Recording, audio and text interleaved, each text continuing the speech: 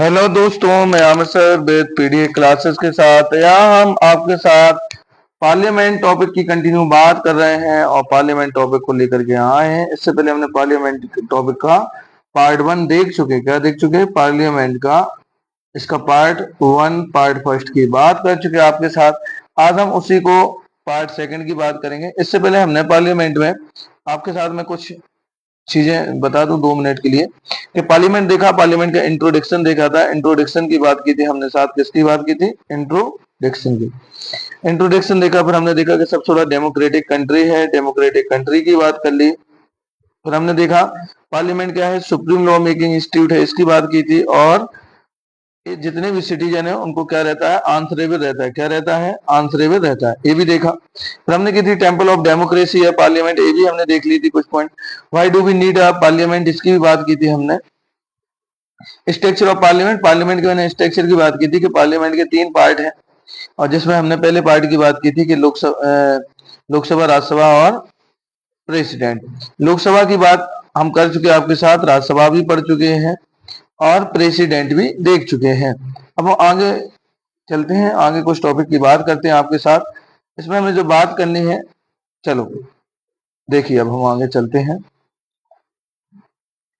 Function of the parliament, parliament के function देखते हैं। सबसे पहले हम यहाँ बात करेंगे कि लेजिस्लेटिव फंक्शंस। क्या देखेंगे? Legislative functions. क्या देखेंगे?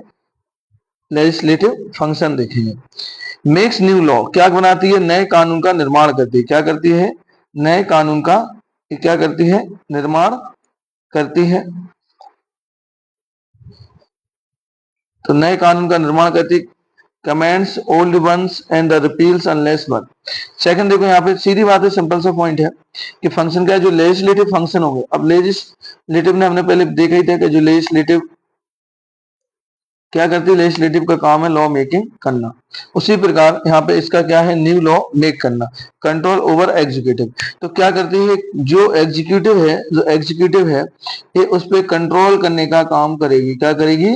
कंट्रोल करने का काम करती है। मतलब कि जो लेजिस्लेटिव है, इससे पहले हमने देख चुका था, मतलब देख चुके थे कि जो लेजिस्लेटिव बॉडी है वो इसको क्या करती है? लेजिस्लेटिव सॉरी एग्जीक्यूटिव, एग्जीक्यूटिव क्या होती है? रिस्पॉन्सिबल होती है। किसको रिस्पॉन्सिबल होती है? ये रिस्पॉन्सिबल होती है एग्जीक्यूटिव को। तो क्या मैंने कहा कि ये देखो, सिंपल सी बात है। मैं थोड़ा यहाँ आपको कुछ चीजें यहाँ समझा दूं, कुछ बातें यहाँ बता दूं, यहाँ वो देख लीजिए आप। मैं हल्का सा यहाँ आपको समझा दे रहा हूँ कुछ बातें कि मैं क्या कहना चाहता हूँ, क्योंकि ये बात आपको शायद समझ में ना आए, लेकिन मैं यहाँ पे कुछ बातें आपको यहाँ अच्छे से बताना चाहता हूँ और यहाँ आपको अच्छे से समझाना चाहता हूँ। देखिए यहाँ पे देख लीजिए, हम बात करते हैं। लो देखो, जैसे मैंने कहा हमारी पार्लियामेंट, क्या कहा? पार्लियामेंट के कितने पार्ट हैं? पार्लियामेंट के 3 पार्ट, 3 पार्ट की बात की थी। क्या बात की थी? पहले हमने की थी लेजिस्लेटिव। क्या बात की थी? लेजिस्लेटिव। फिर की थी एग्जीक्यूटिव। किसकी बात की थी? एग्जीक्यूटिव। फिर की थी हमने किसकी? प्रेसिडेंट की बात की थी। ये बात हमने की थी, ठीक है। ये 3 पॉइंट हमने पहले आपके साथ बात कर चुके हैं और हम यहाँ पे देख चुके हैं। ये चीजें हम यहाँ पे देख चुके हैं। अब लेजिस्लेटिव का काम क्या है? ये भी हमने देखा था। इसका काम है लॉ मेक करना। क्या करना? लॉ को मेक करना। ठीक है, इसने लॉ को मेक कर दिया। लॉ मेक करने के बाद ये अपनी आगे प्रोसेस है उसको एग्जीक्यूटिव का काम क्या है? लॉ को इम्प्लीमेंट करना। अगर एग्जीक्यूटिव वर्क नहीं करती है, अच्छे से लॉ को इम्प्लीमेंट नहीं करती है, किसी भी प्रकार की और कोई प्रॉब्लम आती है, तो एग्जीक्यूटिव रिस्पॉन्सिबल है। क्या है? एग्जीक्यूटिव रिस्पॉन्सिबल है लेजिस्लेटिव को इसको जवाब देना पड़ेगा कि उसने जो फाइल या जो भी लॉ मेकिंग से रिलेटेड बात की थी, बिल से रिलेटेड, उससे रिलेटेड बात करेगी। इसलिए लिखा है कंट्रोल ओवर द एग्जीक्यूटिव। तो ये क्या करती है? कंट्रोल करने का काम करती है एग्जीक्यूटिव को। Parliament hold the council of the minister accountable. तो पार्लियामेंट जो क्या करती है? Holds the council of minister accountable.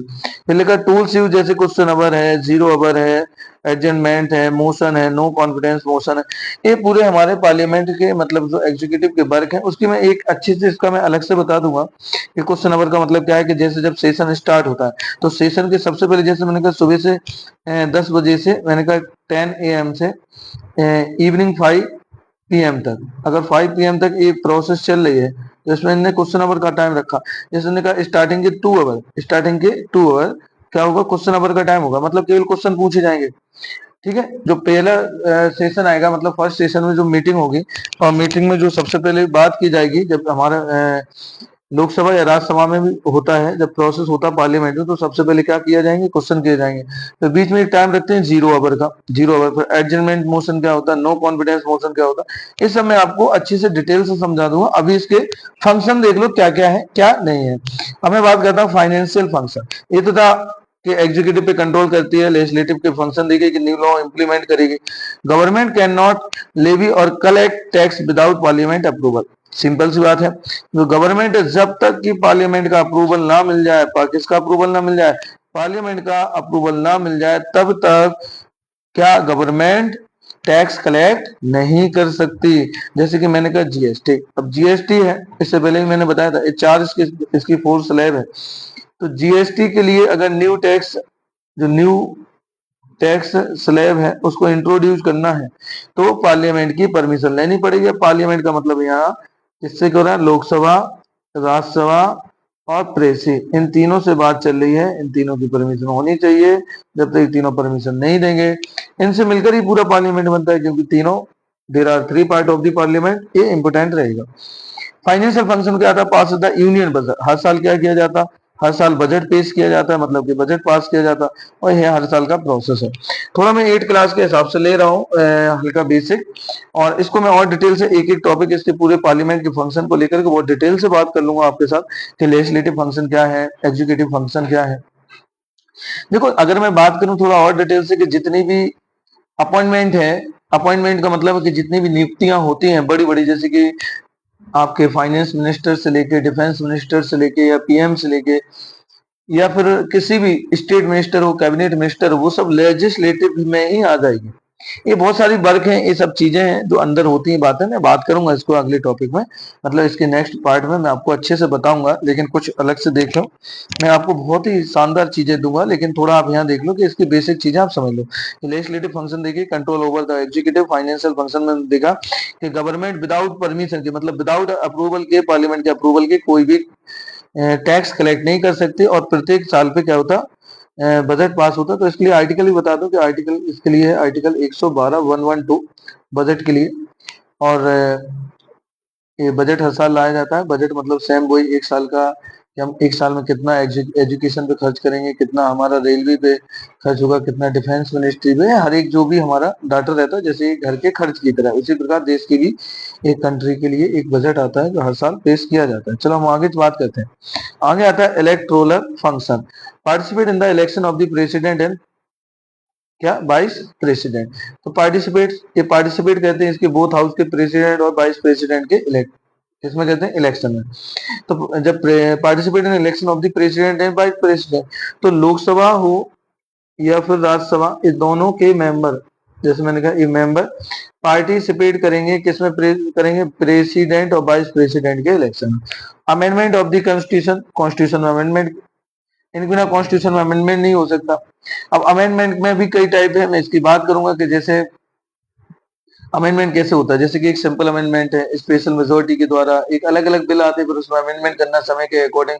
कई बार हमारे फंडामेंटल राइट्स में भी अमेंडमेंट किया गया, जैसे कि एज को चेंज किया गया, या फिर हम कह सकते हैं कि हमारा ग्राम पंचायत और म्यूनसिपालिटी, जैसे कि मैं बात करूं 73 कॉन्स्टिट्यूशन अमेंडमेंट, या फिर 74 कॉन्स्टिट्यूशन अमेंडमेंट, या फिर मैं बात करूं 42 कॉन्स्टिट्यूशन अमेंडमेंट, या फिर 44 कॉन्स्टिट्यूशन अमेंडमेंट।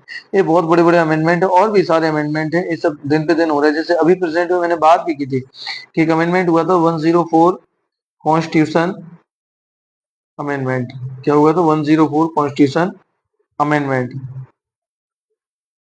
ये हुआ कब था, 2020 में। इसमें क्या कहा गया, जो इस अमेंडमेंट में कहा गया, जो एंग्लो इंडियन है, एंग्लो इंडियन की जो सीट थी, मतलब दो जो सीटें थी हमारी लोकसभा में, तो लोकसभा में दो 2 सीट थी, कितनी थी 2 सीट, तो 2 सीटें थी, इनको क्या कर दिया फाइनल, इसको डिलीट मार दिया, मतलब कि हटा दिया। और इसी इसी में 104 कॉन्स्टिट्यूशन अमेंडमेंट में यही का ये भी बात और कही गई कि जो SC ST का रिजर्वेशन है, क्या है रिजर्वेशन, क्या है रिजर्वेशन का प्रोसेस है, इसे 10 ईयर कितना 10 साल के लिए एक्सचेंज कर दिया, कितना कर दिया 2020 में आया तो 2030 कर दिया, क्या कर दिया इसको 2030 2030 में इसे रिपील कर दिया। तो ये इस अमेंडमेंट में जैसे बहुत सारे अमेंडमेंट है, GST वाला 101 है, अलग अलग अमेंडमेंट है, ये सारे अमेंडमेंट टाइम टू टाइम आ रहे हैं, तो ये देख लेंगे, हम इनकी बात कर लेंगे। पार्लियामेंट कैन अमेंड कॉन्स्टिट्यूशन, तो पार्लियामेंट के बिना कॉन्स्टिट्यूशन में अमेंडमेंट पॉसिबल नहीं है। ये मैं और भी डिटेल से बात करूंगा, लेकिन मैं ये बेसिक समझा दूं कि क्या क्या होता है, इलेक्टोरल सिस्टम क्या होता है। पार्लियामेंट अमेंड करने का मतलब क्या है कि पार्लियामेंट में कोई नई चीज जोड़ना हो या उसको हटाना हो।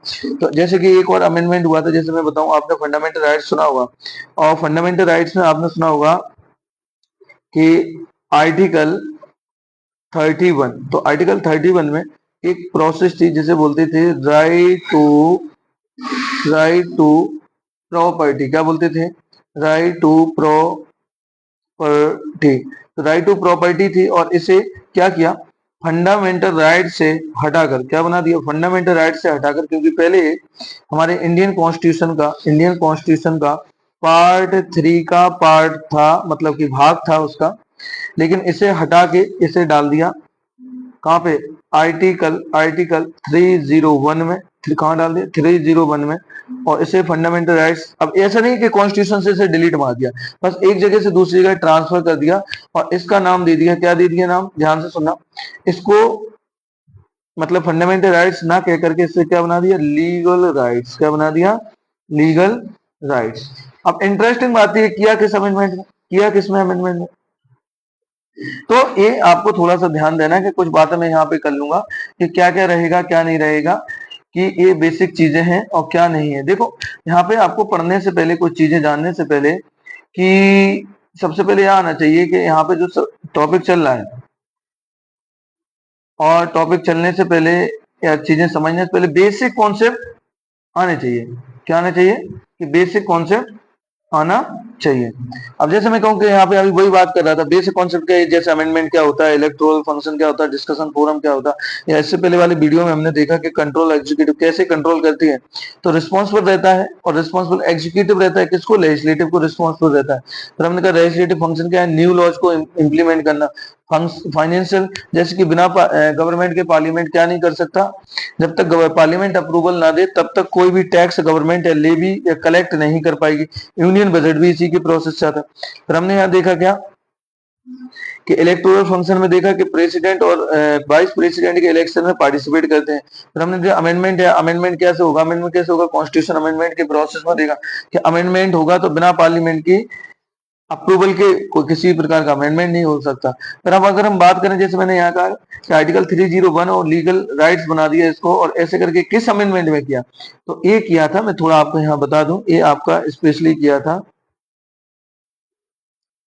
42 कॉन्स्टिट्यूशन अमेंडमेंट, सॉरी सॉरी 42 नहीं है, 42 नहीं, 42 नहीं, 44 कॉन्स्टिट्यूशन अमेंडमेंट 1978। तो 1978 में ये प्रोसेस किया गया कि राइट टू प्रॉपर्टी को उठा के लीगल राइट्स मान दिया, और 301 में लीगल राइट्स बना दिया इसको। अब ये है कि इसे डिलीट नहीं किया, लेकिन एक जगह से दूसरी जगह इसे ट्रांसफर कर दिया। अब हम करते हैं डिस्कशन फोरम की बात करते हैं। Provides a platform to discuss the important national international issue. सही बात है, एक डिस्कशन फोरम की तरह, एक मंच की तरह है, क्या है एक हमारे बड़े फोरम या मंच की तरह काम करता है। जैसे प्रोवाइड द प्लेटफॉर्म, एक प्लेटफॉर्म हमें प्रोवाइड करता है किस चीज के लिए, important national and international issue, जो हमारे एक्सटर्नल और इंटरनल इशूज है, जैसे हमारे कंट्री के internal internal and external issues हैं, उनको डिस्कस करने के लिए ये प्रोवाइड किया गया है पार्लियामेंट। तो ये आप बेसिक चीजें समझ गए होंगे, अमेंडमेंट क्या है ये भी जान गए होंगे कि कॉन्स्टिट्यूशन में कोई चीज लगती है, समय के अकॉर्डिंग हमें नया कानून बनाना हो या कुछ चेंज करना हो वो हम कर सकते हैं। अब चलते हैं हम नेक्स्ट स्लाइड पर। अब हम बात करते हैं आपके साथ, यहाँ पे देखते हैं कि द मेकिंग ऑफ लॉ, तो क्या करता है कि यही कानून बनाने का काम भी करता है। क्या करता है? कानून बना, लॉ मेकिंग का काम कौन करता है? पार्लियामेंट करता है। ये तो हम पढ़ चुके थे, मैंने ये भी बताया था कि विदाउट लोकसभा, राज्यसभा, पार्लियामेंट मतलब प्रेसिडेंट अगर लोकसभा बिल को पास भी कर देती है, राज्यसभा भी पास कर देती है, और प्रेसिडेंट जब तक उस पर साइन नहीं करेगा तब तक वो बिल एक्ट नहीं बनेगा। क्या नहीं बनेगा? वो बिल एक्ट नहीं बनेगा। उस दिन मैं बता भी रहा था कुछ चीजें, लेकिन मैंने कहा था कि बिल जो रहता है तब तक वो पार्लियामेंट में रहता है, प्रोसेस में रहता है एक हाउस से दूसरी हाउस, और जब तक वो कंप्लीटली आफ्टर प्रेसिडेंट साइन क्या बन जाता है? वो एक्ट बन जाता है। क्या बन जाता है? एक्ट बन जाता है। तो ये भी हमने बात की थी कि एक्ट कैसे बनता है, ये बात हमने आपके साथ कर ली थी। अब हम चलते हैं proposal for a law called a bill. जब प्रपोजल लाते हैं तो उसको क्या कहते हैं? बिल कहते हैं। क्या कहते हैं? बिल कहते हैं। Step in law making. अब स्टेप बाय स्टेप देखो कितने स्टेप से जाता है, थोड़ी बेसिक चीजें समझ लो कि क्या स्टेप बाय स्टेप से है। सबसे पहले तो होगी फर्स्ट रीडिंग। क्या होगी? यहाँ पे मैं आपके साथ बात कर लूं, क्या होगी सबसे पहले? First reading. तो बिल, कोई बिल आने से पहले रीडिंग होती है। Introduction of the bill, topic बताया जाएगा कि किस टॉपिक को लेके ये बिल लाया जा रहा है।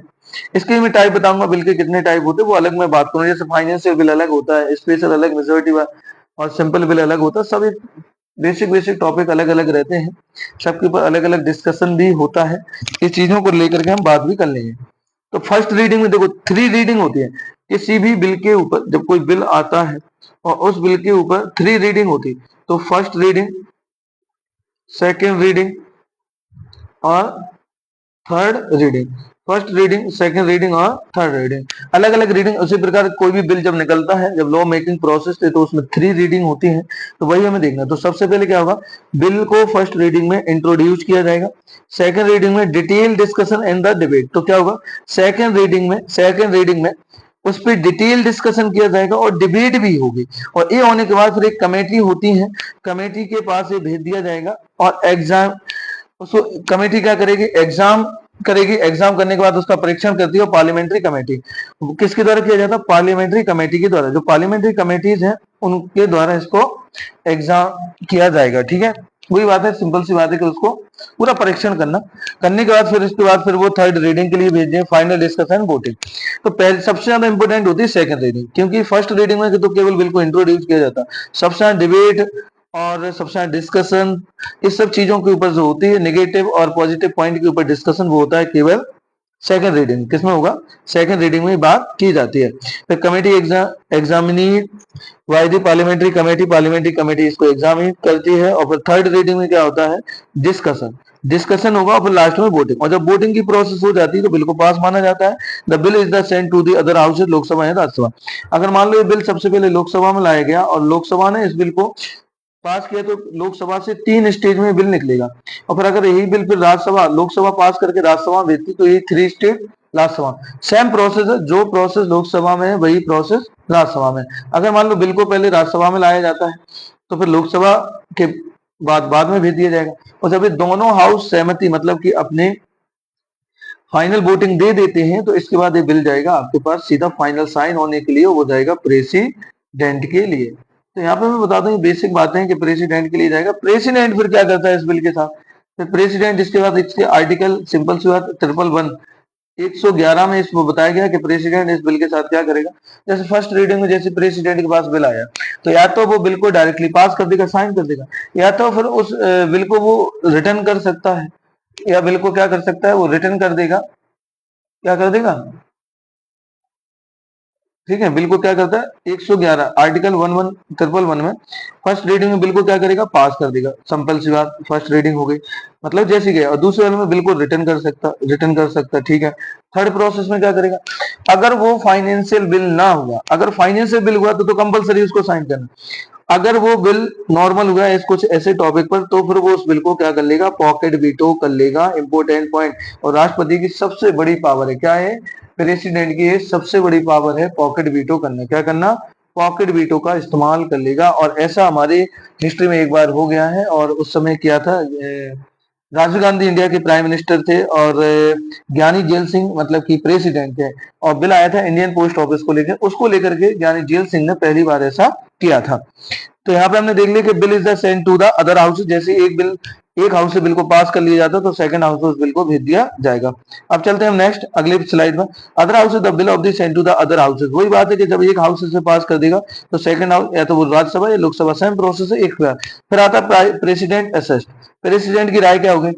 After approval the by the both houses the send to the president, जैसे बोथ हाउसेज को बिल को पास कर देते हैं तो इसके पास लास्ट में ये बिल प्रेसिडेंट के पास चला जाएगा, मतलब प्रेसिडेंट के असेंट के लिए बिकम एन एक्ट। जैसे मैंने अभी वही समझाया था कि बिल जैसे बोथ हाउस पे साइन कर देते हैं बोथ हाउस, तो ये जाता है फिर सीधा फाइनल प्रेसिडेंट के पास, और प्रेसिडेंट जैसे इसके पास सिग्नेचर कर देता है, सिग्नेचर साइन करने के बाद फिर वो बन जाता है एक्ट। क्या बन जाता है? Act.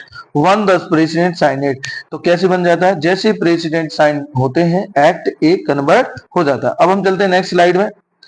Importance of the question number, अभी आगे क्वेश्चन नंबर के बारे में मैंने पहले कहा था, इसके बारे में हम कुछ आगे डिस्कस करेंगे, कुछ बेसिक बातें बात करेंगे कि क्या होता है क्वेश्चन नंबर, ये क्वेश्चन नंबर के बारे में बात करेंगे, ठीक है। देखो, held at the beginning of the each parliament is the sitting, जैसे ही स्टार्टिंग में सिटिंग होती है पार्लियामेंट की तो सबसे पहले जो अवर आता है क्या आता है? वो क्वेश्चन अवर आता है। क्या आता है? क्वेश्चन अवर आएगा। तो क्वेश्चन अवर देखेंगे हम, क्वेश्चन अवर आएगा सबसे पहले। फिर करेंगे मेंबर्स आस्क द क्वेश्चन, तो मेंबर क्या करते हैं? क्वेश्चन को आस्क करते हैं। क्या करते हैं? क्वेश्चन को आस्क करते हैं, क्वेश्चन पूछने का काम करेंगे।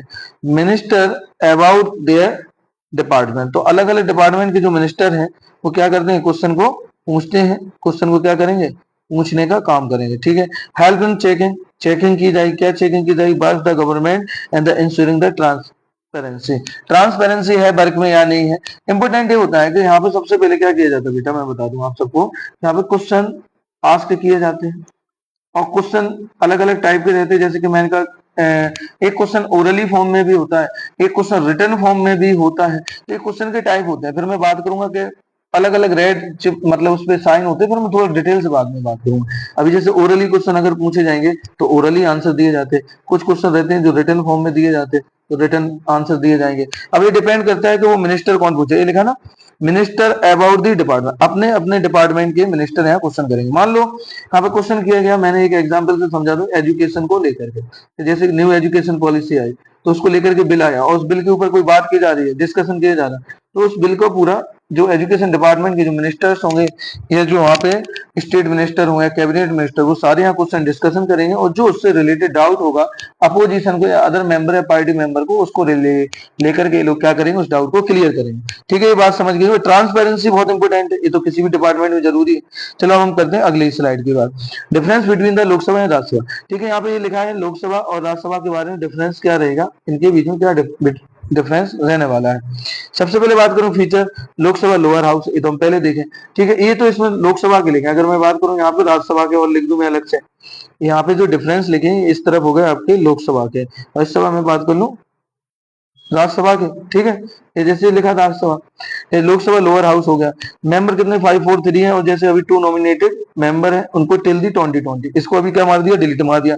इससे पहले देखो मैंने अभी बता चुका हूँ आपको, एक सेकंड में बात कर, देखो ये लिखा था कहाँ गया, हाँ, कि 104 कॉन्स्टिट्यूशन अमेंडमेंट में क्या हुआ कि कॉन्स्टिट्यूशन अमेंडमेंट 2020 में एंग्लो इंडियन की सीट को हटा दिया। क्या कर दिया?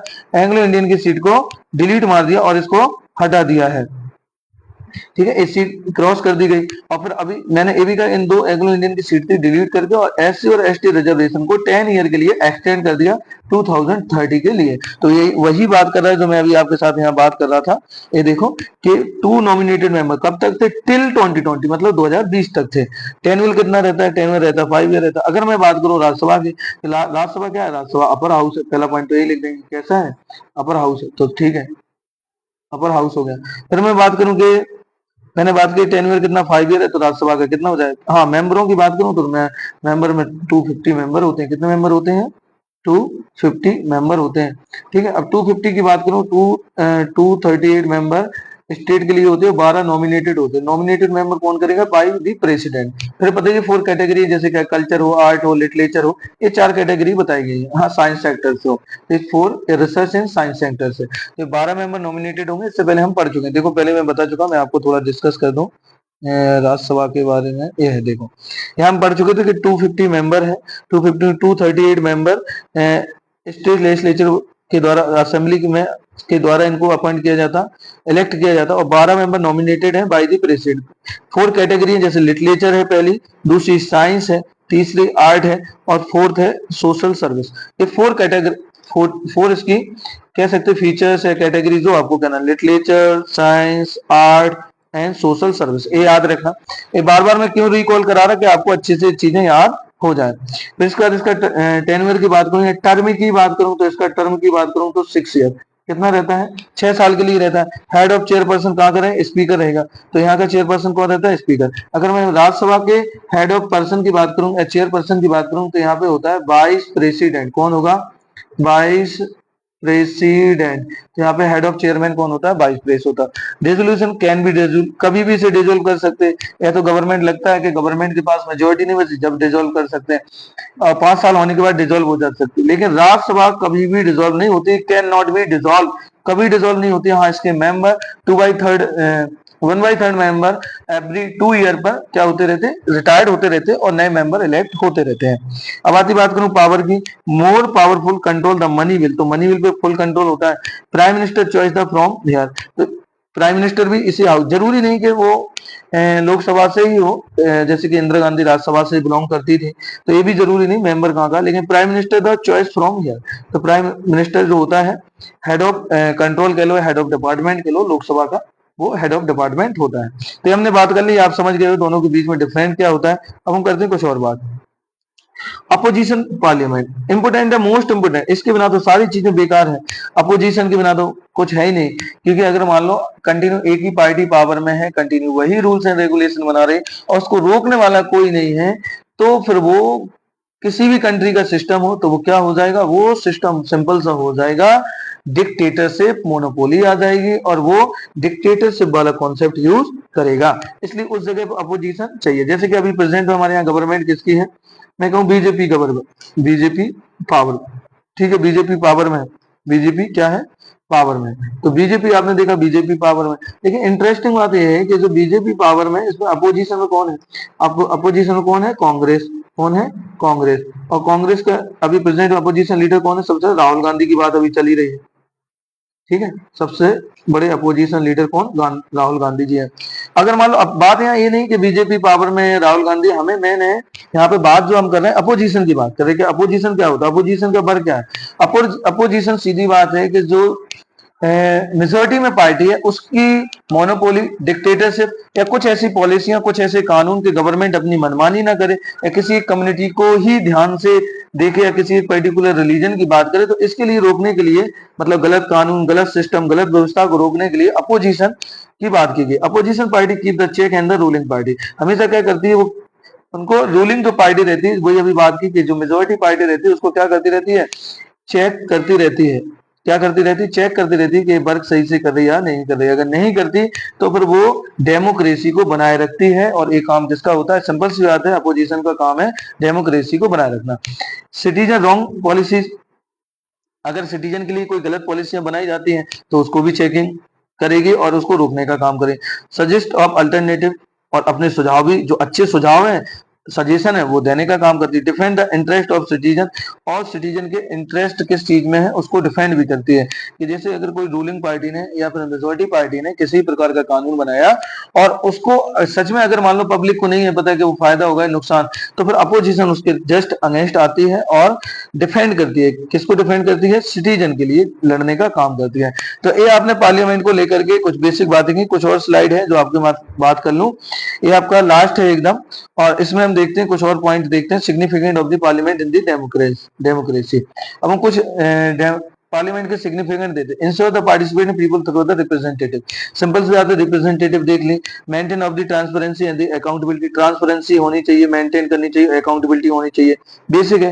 Act as the bridge between the citizen government, सीधी बात है, जो कानून है बनाती है ब्रिज की तरह काम करेगी पार्लियामेंट। कैसे काम करेगी? सिटीजन और गवर्नमेंट के बीच में। सिंपल सी बात है, यहाँ पे सिटीजन है, यहाँ पे गवर्नमेंट है, तो इनकी तरह एक ब्रिज का काम करती है। क्या काम करती है? ऐसा एक ब्रिज की तरह काम करती है। तो ये हमने देख लिया। फिर देखते हैं safeguard democracy right and the constitution. Simple सी बात, सेफगार्ड डेमोक्रेसी को सेव करने का काम करती है, और हमें जो फंडामेंटल राइट्स है या फिर फंडामेंटल ड्यूटीज है, डीपीएसपी है, इनको भी बनाए रखती है। फिर हम बात कर लें कि हमारी फंडामेंटल ड्यूटी इनको, और इनको हमारे कॉन्स्टिट्यूशन को बनाए रखती है। ये सब चीजें बेसिक है। Parliament is the heart of the democracy. Important point है कि पार्लियामेंट को हार्ट ऑफ द डेमोक्रेसी बोला जाता है। क्या बोला जाता है? पार्लियामेंट को क्या कहा जाता है? Heart of the democracy. तो हार्ट ऑफ द डेमोक्रेसी कहा जाता है इन इंडिया का। Represent the people, makes law, check the government and ensure the value of the justice, equality. तो इक्वल जस्टिस की बात की गई, लिबर्टी की बात की गई, लिबर्टी को बनाए रखती है एंड प्रोटेक्टेड। तो इन चीजों को प्रोटेक्ट करती है, किस किस को? इक्वलिटी को, लिबर्टी को, कि सभी इक्वल रहे। और कानून बने तो सबके लिए कैसे बने? डेमोक्रेसी को देख करके बने। कोई पर्टिकुलर किसी रिलीजन, कास्ट या किसी प्रकार का जेंडर या बर्थ प्लेस, इन सब चीजों को परे हो, इन सब चीजों के एबव हो, और उन सब चीजों को देख करके, जैसे कि इक्वलिटी को देखकर, लिबर्टी को देख करके, जैसे मैंने अभी एक बात की थी इससे पहले कि कोई भी कानून बनेगा तो ये सब चीजें देखी जाएंगी। तो इसलिए इसे हार्ट ऑफ द डेमोक्रेसी कहते हैं। ये हमने फ्रेंड्स आपके साथ ये सारी स्लाइड यहाँ डिस्कस कर ली और बेसिक पार्लियामेंट के बारे में बात कर लिया। अब मैं आपको साथ यहाँ पार्लियामेंट के कुछ इंपोर्टेंट बातें, जैसे कि law making process, function of the parliament, legislative function, executive function, इनकी मैं डिटेल से बात कर लूंगा। ये बेसिक मैंने आपके साथ यहाँ देख लिए। लॉ मेकिंग प्रोसेस देखी कि थ्री टाइप के थ्री रीडिंग होती है, कि फर्स्ट रीडिंग कि फिर कमेटी के पास जाएगा, सेकंड रीडिंग, फिर कमेटी के बाद फिर थर्ड रीडिंग। तो ये हमने देख लिया। ये देखने के बाद फिर हमने अदर हाउसेस में देखा कि कैसे प्रोसेस होगा, प्रेसिडेंट असिस्ट में देखा, बिकॉज एक्ट कैसे बनता है ये भी देखा। फिर हमने बात की आपके importance of the question number, question number की बात कर ली, क्वेश्चन नंबर का प्रोसेस देखा। फिर हमने बात की difference between the Lok Sabha and Rajya Sabha, Lok Sabha और राज्यसभा में डिफरेंट देखा। फिर हमने आपके साथ बात कर ली अपोजिशन की बात कर ली। अपोजिशन इंपोर्टेंस क्यों है? क्योंकि ये पार्लियामेंट को, सिंपल सी बात, उसको डेमोक्रेसी का सबसे बड़ा सिक्योरिटी गार्ड है। अगर मैं इसकी बात करूं कि डेमोक्रेसी का क्या है?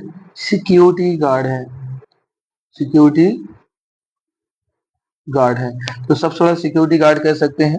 तो ये आप इतना, मैं ऐसी आशा करता हूं कि आप ये समझ गए होंगे। इसके बाद मैं इसके कुछ और इम्पोर्टेंट या नए टॉपिक को लेकर के बात करूंगा, देख लूंगा जैसा भी हो। तो मिलते हैं हम लोग। अगर हाँ कोई भी डाउट हो किसी चीज को लेकर के या किसी बात को लेकर के, तो आप मुझे कमेंट सेक्शन में जरूर बताना, या कोई और नया टॉपिक को लेकर के बात करनी है उसको भी लेकर के आप मुझे कमेंट सेक्शन में बता सकते हैं।